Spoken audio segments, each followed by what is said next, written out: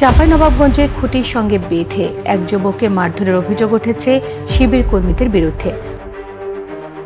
ঘটনাটি আসলে বুধবার সন্ধ্যার দিকের ঘটনা।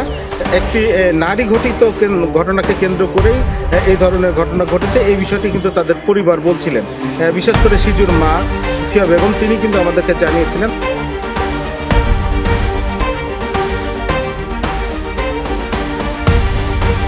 আমার মাথায় আঘাত করছে সিজু খারাপ দিয়ে। আমি তখন ও অবস্থায় আমার হচ্ছিল না, আমাকে কে নিয়ে গেছে হাসপাতাল, তাও আমি ওটা বলতে পারবো না।